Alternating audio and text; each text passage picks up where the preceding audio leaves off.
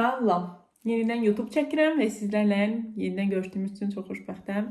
Ümid edirəm ki, yaxşısınız və ümid edirəm ki, hər şey qaydasındadır. Bu gün də spesifik bir mövzum var, digər videolardan fərqli olaraq.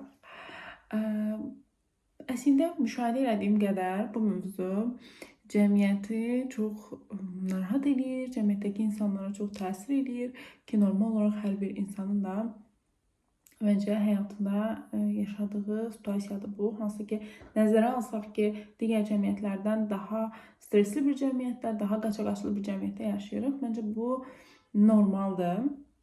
Mövzumuz overthinkingdir. Hansı ki, biz gündəlik olaraq, yəni Azərbaycan dilində tərcüməsi çox düşünməkdir. Və bu düşünmə necə başlayır, bizim gündəlik həyatımızda necə təsir edir, yuxu sistemimizdə necə təsir edir? Öncə bu haqqda məlumat verim. Sonra sizə bunu azaltmaq üçün həyatımızda hansı addımları atmalıyıq, onlardan danışacağam. Getdik. Buna görə birinci, overthinking nədir? Tərcüməsindən də başa düşdüyümüz kimi çox düşünməkdir. Amma necə və hansı situasiyada? Ümumilikdə düşünün ki, sizdən asılı olmayan və həll edə bilmədiyiniz bir neçə situasiya yaşayırsınız. Belə təsvir edeyim sizə. Keçmişi dəyişə bilməzsiniz, ümumiyyətlə heç kim dəyişə bilməz. Gələcək üçün də aşırı çox düşünürsünüz. Və bu iki situasiya arasında sıxışıb qalırsınız, heç bir hərəkət eləmirsiniz. Sadəcə çox düşünürsünüz və dəfələrlə eyni düşüncəni düşünürsünüz. Buna biz deyirik çox düşünmək, overthinking. Bəs bu bizdə özünü hansı saatlarda, həyatımızın hansı sahələrində göstərir? Ümumiyyətlə, hansı saatlarda göstərir? Adətən gecə saatlarında, 1-in yarısı, 1-12-dən sonra belə deyim. Ona görə biz mütəxəssislər, biz psixoloqlar, insanlara deyirik ki, çalışın 12-yə qədər yatın. Artıq 11-də, 10-da yatın. Çünki birinci bunu izah edeyim sizə ki, beynimizi 3 təbəqəyə bölünmüş kimi təsəvvür edin. İd, ego, superego, yəni şuuraltı, şuur və şuurüstü. Hansı ki, gün ərzində həmin şuur hissəmiz, yəni egomuz, id və superego arasında bir tənzimləmə yaratmağa çalışır. Qısa bir izah da verim ki, id bizim olmazlarımızdır, qadağan olmuş düşüncələrimiz də hansı ki, orada olur. Ego gördüyünüz gündəlik həyatda hamının gördüyümüz halıdır, hamının gördüyümüz şəxsiyyəti kimliyidir. Superego isə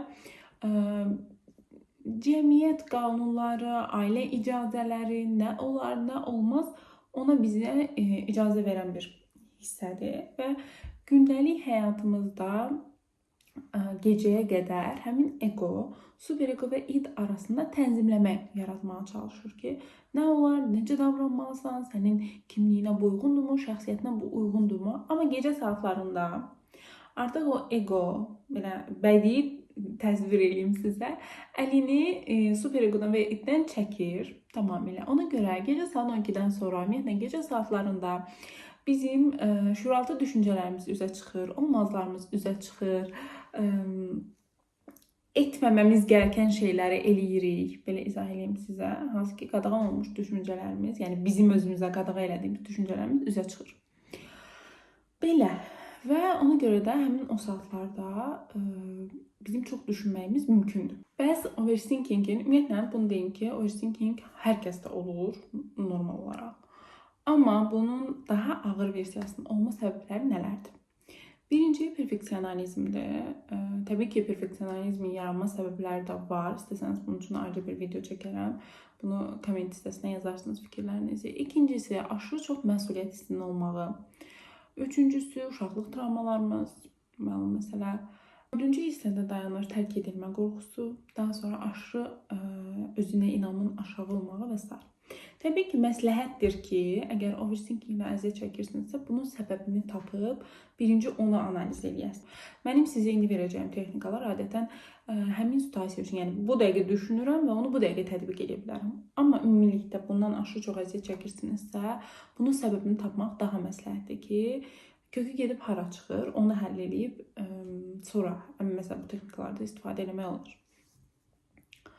Əgər bunu tək həll edə bilmirsinizsə, indi məsələn bu cəhətdən çox yaxşıdır ki, YouTube-da istədiyiniz qədər psixologiya aid videolar tapa bilirsiniz, texnikalar tapa bilirsiniz və ya süni intellektdən istifadə edə bilirsiniz. Instagramda istədiyiniz qədər məlumat var. Bunu özünüzə tətbiq edə bilərsiniz. Amma əgər eləyə bilmirsinizsə, çünki bəzən mütəxəssisə ehtiyac duyuruq, çox normaldır. Mütəxəssis özünüzə, enerjinizə uyğun olan mütəxəssisə müraciət edib, bunun səbəbini tapıb aradan qaldıra bilərsiniz. Əgər bundan çox əziyyət çəkirsinizsə, bu sizin gündəlik həyatınıza təsir eləyirsə, özünüzün inkişafınıza, yaşamınıza təsir eləyirsə, bunu aradan qaldıra bilərsiniz. Bəs bu çox düşünmənin qarşısını ala bilərikmi? Təbii ki, ala bilərik. Bunun üçün də müəyyən metodikalar var, müəyyən texnikalar var. İlk öncə mən deyərdim ki, o düşüncələri yazın. Hansı ki, tamam, gəldiyiniz anda ağlınıza həmin düşüncələr gəldiyi anda başlayın yazın. 1 bu düşüncə, 2 bu düşüncə, bir list çıxardın özünüz üçün. Sonra həmin düşüncələri ən sakit olduğunuz anda, ən beyninizin produktiv olduğu halda analiz edin.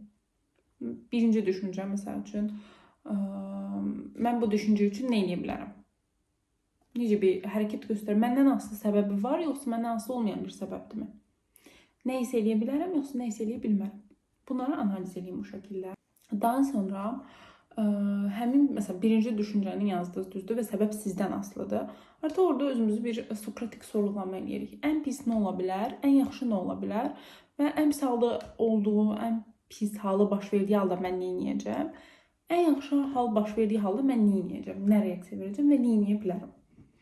Bu situasiyaları özünüz üçün təsəvvür edin. Özünüz üçün bir vaxt qoyun. 5 dəqiqə, 10 dəqiqə mən bir fikrə, ümumiyyətlə həmin o yazdığınız listdəki bir fikrə nə qədər vaxt ayıra bilərəm? Bunu nə qədər fikirləşə bilərəm? 5 dəqiqə idealdır. Məsəl üçün, sizin üçün yəni onu həll edə bilirsinizmi? Ya da analiz, bunu 5 dəqiqə düşündüm, bunu eləyə bilərəm, bunu eləyə bilərəm, bunu eləyə bilərəm. Artıq həll olundu. Ya da 10 dəqiqə düşündüm. Yəni həmin vaxtı qoyun özünüzə. Çünki bir düşüncəyə belə olduğu halda təkrar düşünürsünüz, təkrar olacaq ssenariləri yazırsınız beyninizdə. Baxırsınız ki, mən yarım saat 45 dəqiqə bir şey düşünürəm ancaq. Bir ssenarim var və bu ssenari çox hallarda ümumiyyətlə fəlakət ssenariləri olur.